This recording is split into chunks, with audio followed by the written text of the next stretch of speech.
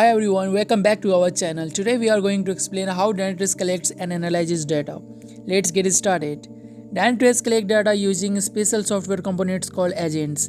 These agents are installed on your servers, applications, and user devices. They continuously gather detailed information about the performance and health of your IT environment.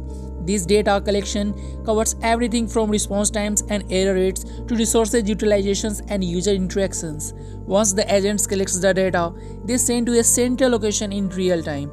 This central location is often called the Dynatrace server or Dynatrace managed cluster. Depending on your setup, the data transmission is secure, ensuring that your data remains private and intact during the process. At this central location, Dynatrace uses advanced algorithms and artificial intelligence to analyze the data.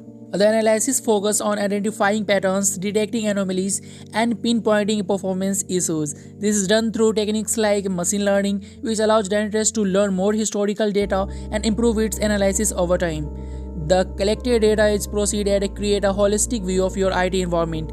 Dynatrace can map the relationships and dependencies between different components, providing insights into how various parts of your system interact with each other. This contextual understanding is crucial for identifying the root causes of issues and understanding their impact on the overall system. Dynatrace then generates detailed reports and dashboards that present the insights in an easy-to-understand format. These reports can show you things like application performance, infrastructure health, and user experience. They help your IT team make informed decisions, optimize performance, and address any issues before they impact users. Additionally, Dynatrace provides real-time alerts and notifications if any issues are detected.